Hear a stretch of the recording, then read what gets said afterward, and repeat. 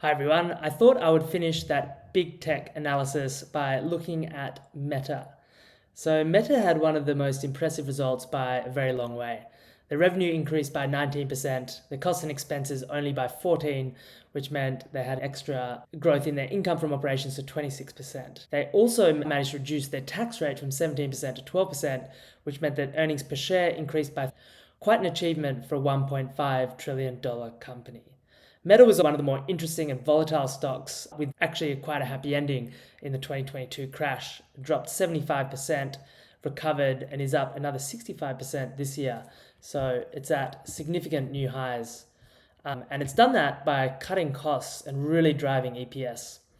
There are a few things that stuck out to me. Firstly, there are 3.29 billion daily active people on their site, an increase of 5% year on year. So half the planet basically is using one of their properties. Their average price per ad increased by 11% year over year. So it's clearly good times for advertising for them. Google itself was only growing at about 10% in this result. So they've got significantly higher growth. So they're certainly outperforming them in this result. I wanted to look at their capex in the context of semiconductor investing. So they have slight increase from 37 billion at the bottom of the range to 38 billion for this year. And then he says, quote, "We continue to expect significant capital expenditure growth in 2025. So that's all pretty positive for semiconductors.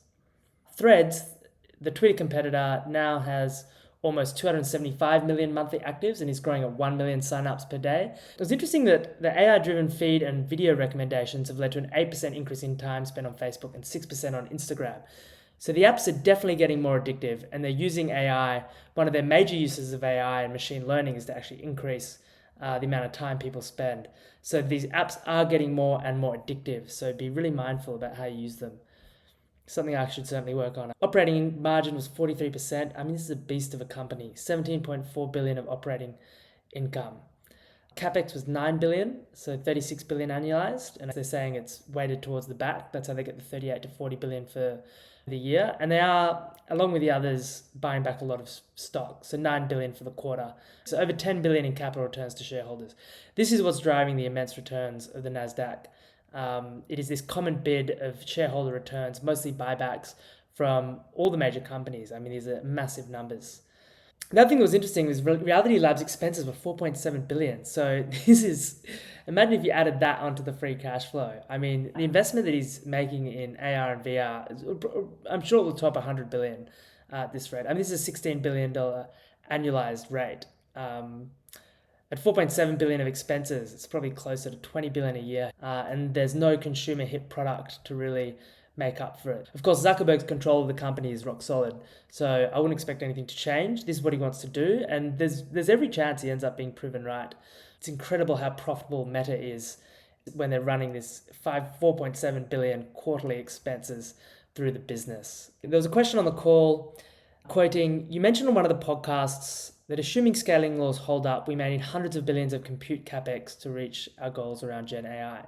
So how quickly could he conceivably stand up that much infrastructure given some of the constraints around energy or custom ASICs or other factors? Just any more color on the speed at which we get that amount of compute online at Meta?" If you think about where the decision making come from, the way to think about it, there's only a handful of people who are making these decisions around capex. It's Zuckerberg, it's Elon Musk, it's Sundar Pichai at Google. There's a very small number of people. And then what's driving them is basically their research divisions and the benefit of applying more compute to the problem to increase the quality of their AI. While scaling up compute continues to increase to improve these large language models, these CEOs and these founder CEOs in particular are definitely going to go all steam ahead. To finish on, I just think the opportunities here are really big. We're going to continue investing significantly in this. These CEOs couldn't be more clear that they're going to continue this very aggressive capex build out. Then there was a mention of this 11% year over year driven by advertiser demand. It's very hard to see weakness in the global economy at the moment, and that's before kind of a Trump boost in dynamism and animal spirits. And then there was a question around Reality Labs and that 16 to 20 billion of losses. Are we getting any closer to peak losses here? Susan says, "Overall, I'd say Reality Labs is clearly one of our strategic long-term priorities, and we expect it will be an area of significant investment as we build out towards our very ambitious product roadmap that we have there." So that's that. They're going to continue doing that. So let's sum it up. We've looked at Microsoft, Google, Amazon, and Meta. And you can see that for this calendar year, CapEx is going to be about 213 billion. They're guiding to 264 billion next year and just under 300 billion after that. Goldman Sachs helpfully pulled together these charts, which show that throughout this year, estimates of calendar 25 have increased pretty dramatically for all of them. So it's quite likely that we'll end up at over 300 billion within 2 years, which is obviously very relevant to a company like Nvidia because a significant part of that, probably 2/3 to 3/4 of that will go to data center build out, and a huge chunk of that data center build out will go to Nvidia. And Nvidia's operating margins at the moment are 65%. So a lot of that's going to be profit to them. On the Nvidia valuation, I thought this chart was interesting as well. It shows that the stock price of Nvidia has really tracked in line with consensus. And actually, by some measures, Nvidia's valuation premium has shrunk, particularly over the last few months. I mean, semiconductors are only up 20% for the year in a year of immense capex. They're still down 13% from where they were in June, July, even after a pretty big rip that we saw across all markets after Trump got elected.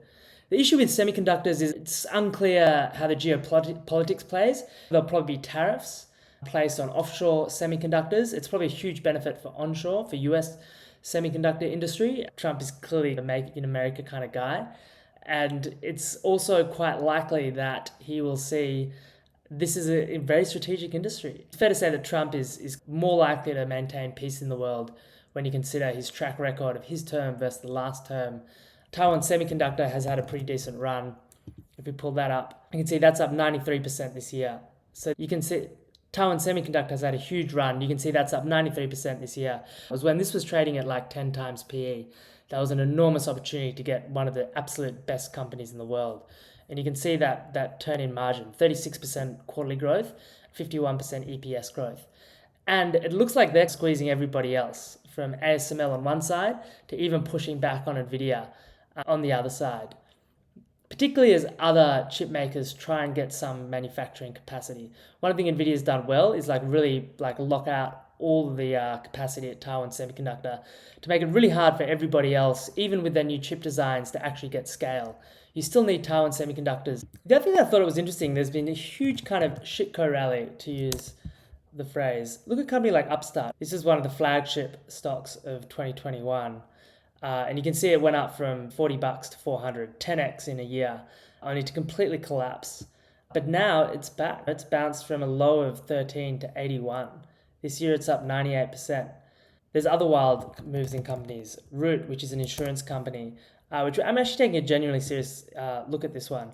This one went down to $6. It's now 81. It's up 7 times this year. And it's not just those ones. Things like SoFi, it was trading at $6, just a few months ago. Now it's at 13. These things are all up over 100% from their lows. There's been a huge rally, and if you look at it, it's really happened in the last few days. It was kind of brewing. You could see that software was moving and slowly breaking above averages.